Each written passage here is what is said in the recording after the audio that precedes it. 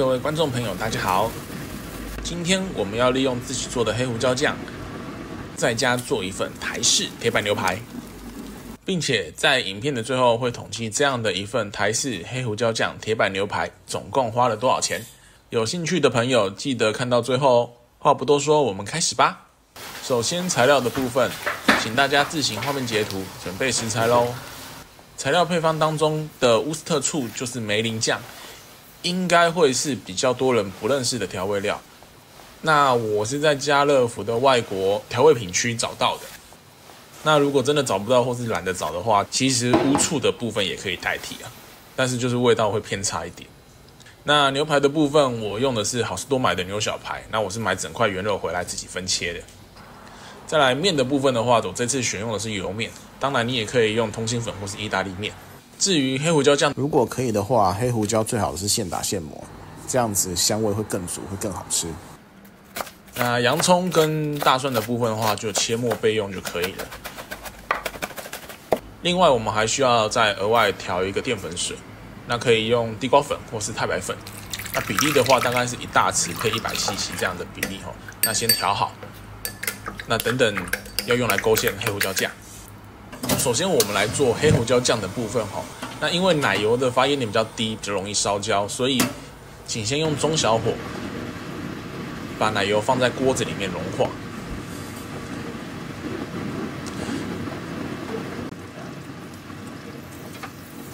等奶油全部融化之後呢，我們放入洋蔥、大蒜末，炒香。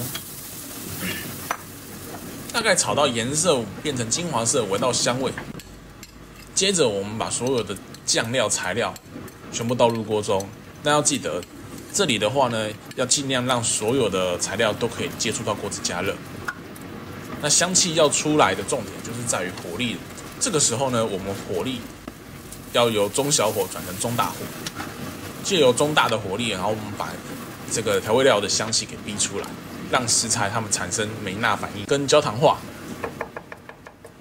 那這樣子炒出來的醬料才會更香。那等到所有的材料都充分炒勻了之後呢，最後我們放入黑胡椒出粒，開始翻炒，讓鍋子裡面的油充分的去激發黑胡椒的香味。那這個時候基本上你整個廚房都會充滿滿滿黑胡椒的味道。那如果你怕辣的話呢，黑胡椒的分量可以減少一點。那如果你喜歡，那當然就可以額外自己再增加，這部分可以稍微做調整。那接着我們加入清水，一邊攪拌一邊加熱。那等到水煮滾之後，大概持續再加熱大概30秒左右。那把剛剛調好的澱粉水呢，慢慢的加入鍋中進行勾芡。那這個勾芡的目的呢，主要就是為了讓這個黑胡椒醬更容易的扒在食材上面，所以你可以依照你自己的喜歡去調整它的濃度。那等勾芡完了之後呢，就可以起鍋裝碗啦。那黑胡椒醬就完成了，可以用來做黑胡椒鐵板牛柳，當然也可以拿來早餐拿來做鐵板麵，其實蠻好用的。那這樣子炒好的黑胡椒醬放冰箱大概可以放4天左右。那如果放冷凍庫的話，1個月絕對沒有問題。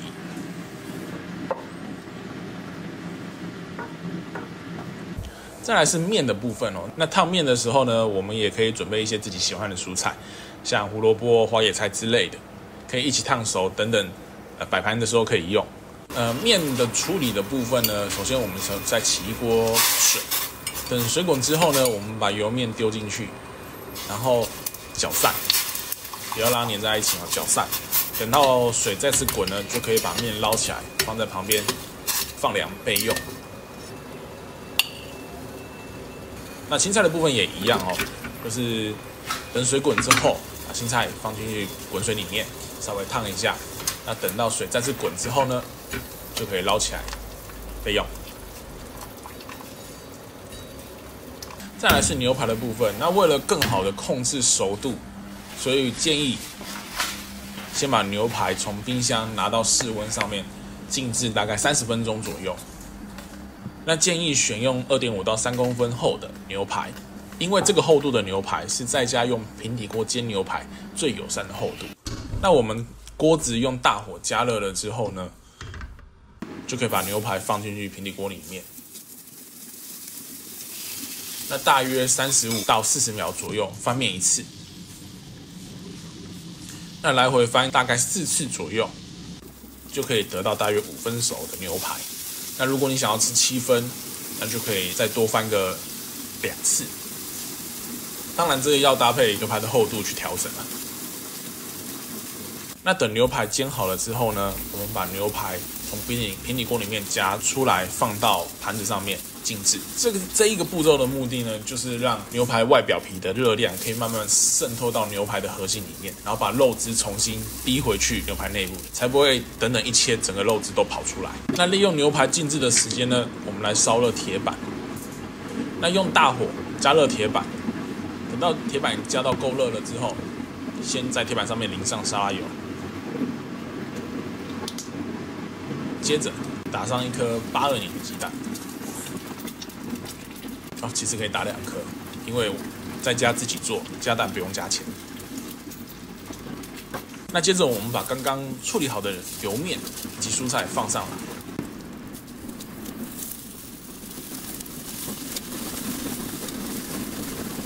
接着放上剛剛靜置完成的牛排。最後再淋上黑胡椒醬，